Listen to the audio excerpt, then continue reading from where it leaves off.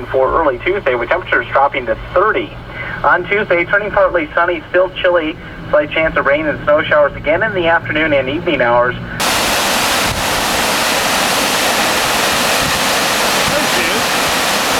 From Munising Falls and Munising, Michigan and the Upper Peninsula. Grant and I are up here heading to the Porcupine Mountains on October 3rd, 2003. What do we got going on there, G-Man? That is a ruffed grouse, native to the Upper Peninsula of Michigan. They are very, very good to eat, and we're thinking about just waiting for a bunch of cars to go by so we can go out and finish it off because it's been hit by a car. But I think it likes the sound of my voice because it's coming closer to us. So I might just be able to reach out and grab it and snap its neck.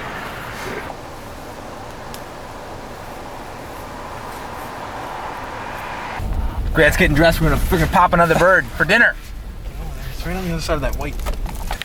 We just saw another grouse running along the road. So G-Dog is gonna hopefully go in there and get us some more dinner. I just heard a shot. A car was coming down the road, so I wanted to pull off a little more, get over off the road a little bit, and I heard a gunshot ring out in the woods. I can see an orange vest back there, but I don't know if my boy got anything.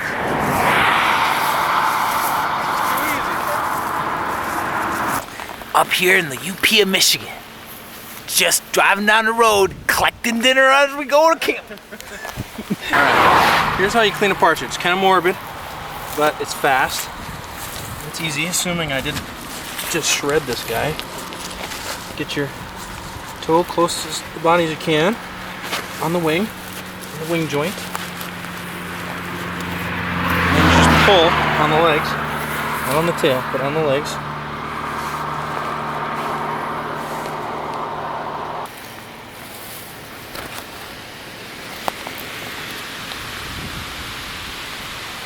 Comes off.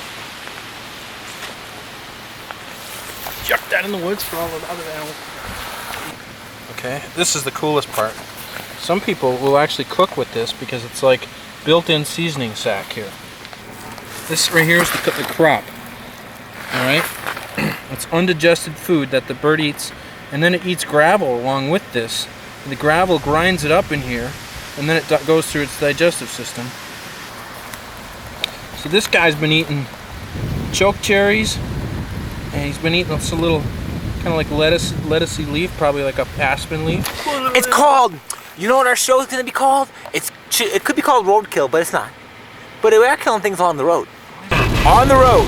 Additionally, the park is the home of the Porcupine Mountain ski area, a major Midwest winter sports destination, and an We're getting there with two to the fun of winter. fresh kills. We have a meal. Thank you for choosing to spend some time with us. We hope you enjoy your stay, and we'll come back and visit us again soon. The weather for October 1st and into the coming week. Today, rain and snow. We pretty much have the Porcupine Mountain State Park to ourselves. There are a few other people up here enjoying the... Huh? Cooking up the birds a G-Dog shot today. We got a little wall of defense against the wind. We're right on Lake Superior in the Porcupine Mountains in the UP of Michigan.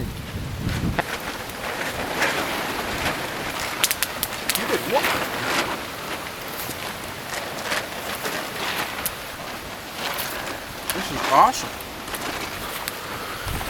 We're up here in Porky's having a little fresh grouse that the G-Dog capped on the way over.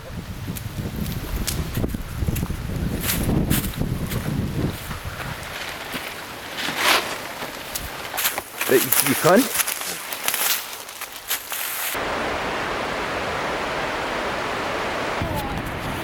Careful. Griffin and I have made our way along the river, waiting for Mom and Dad to come up behind us. Up here in Porcupine Mountains, State Park.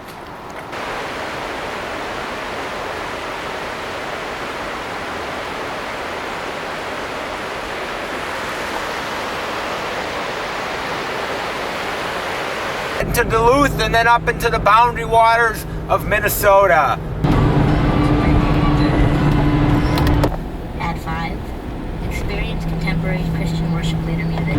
As the sun goes down on another day in Minnesota, I'm just north of Duluth, and we'll probably drive up to about Ely somewhere and set up camp in the dark and make a phone call to Walsh and to Michael, giving them an update on my progress. And hopefully we'll have some good weather. It's beautiful up here right now. The sun's going down, little clouds in the sky. It's got to be 55 degrees, not as cold as they said it was going to be. You know my motto? Let's put down the remote control, shut off the TV, open the front door and walk outside. You can end up here. Continuing on this quest for the Northwoods. Lows in the 30s tonight, mix of sunny clouds tomorrow. I pull into Ely, it's 38 degrees. Boundary Waters Bank. It was cold. It is cold. And it's so cold that inside the car where I left my nice, warm, chewy orange juice out of the cooler. Stay tuned. Later today, we'll be camping on an island, and J.P. Walsh and Eric Bell and their fathers will be hooking up, and we'll be going on another little adventure. Don't go far. Almost on the border of Canada in northern Minnesota. Just waiting for the sun to come up high enough to take all the ice that, as you can see, is still on the picnic table because the sun hasn't hit it yet. It was just like that on my tent. I don't think there's any denying that Minnesota in the fall is an extremely beautiful place to see and spend some time.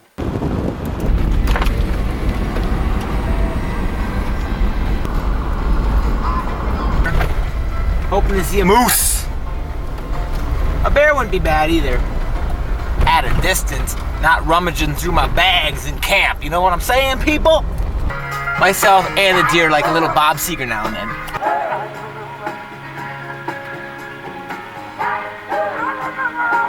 It is an absolutely gorgeous day.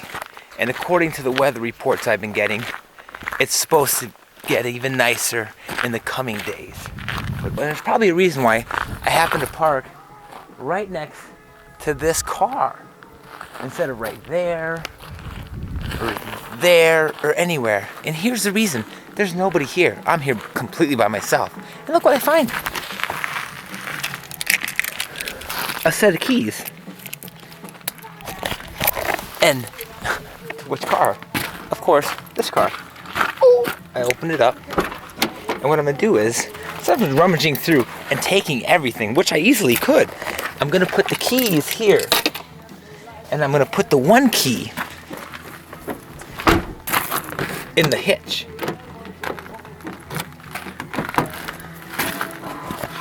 So there's not a bunch of keys laying around. Now, if somebody comes back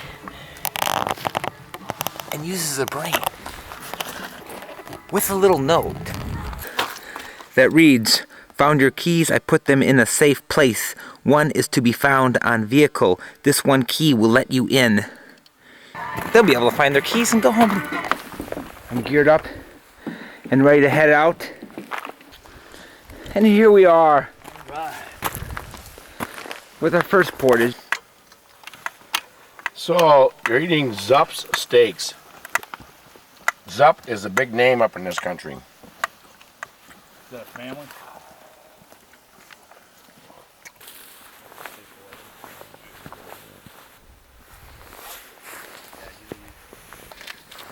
Good morning, Disappointment Lake. The boys just got out of bed.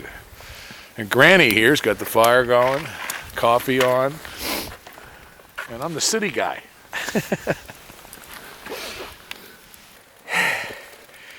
It's not that I ran 10 miles.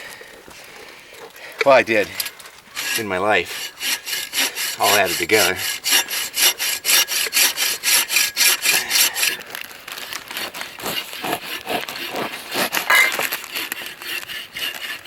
We're headed on a little excursion.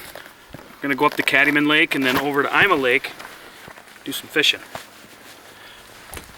He's lying. We're going Northwest Passage.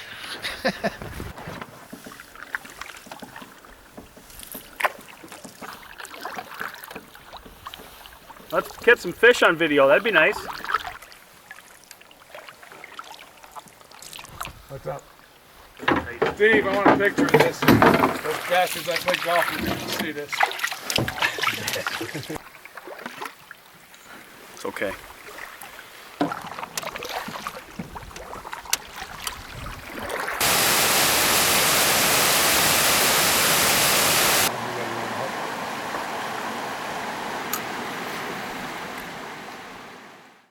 They carry out. They bring in like 2 gallons of Coleman fuel.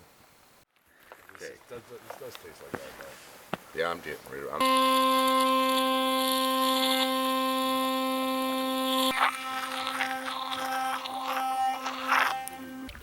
Amazing, absolutely amazing up here. The day is just beautiful. There's a loon sitting out right over here. But it is just awesome up here.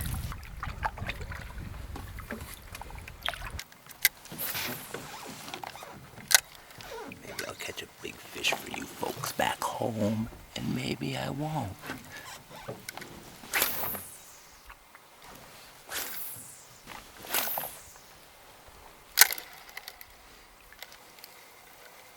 Where I'll be all the fishies? They're not here. Disappointment Lake.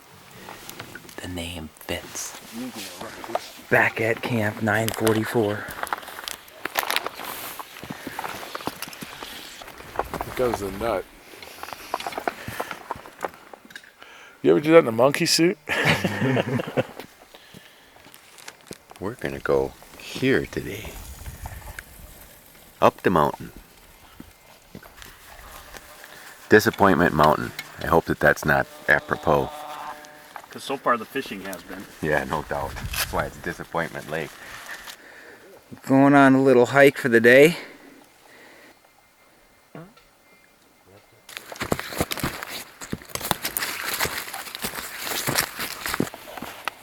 Well, we are back from our little excursion. The weather's absolutely insane. It's so nice. Or whoever. We'd be swimming.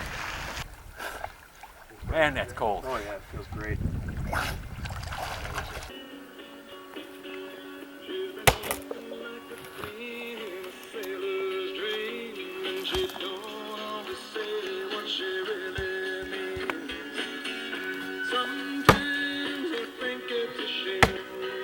Last day we're gonna pack everything up and head towards where do we put in? Snowbanks. Snowbank Lake, that's right. Trying to get ahead of the group because I'm by myself. So the weather's been, as you can see right now, this is what the weather's been like basically the whole time we've been back here. It's just been an amazing, amazing time. 40 rod portage. Just gonna see if I can double shot this portage.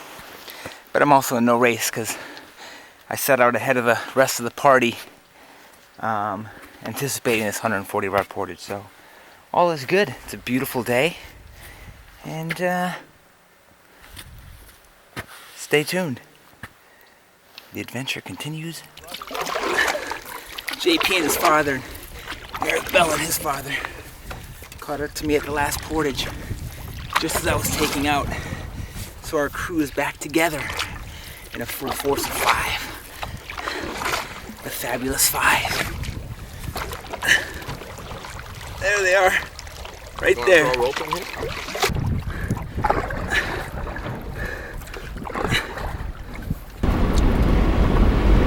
Another great trip to the boundary waters in northern Minnesota is over. The only thing left is a 5 to 6 hour drive back into civilization.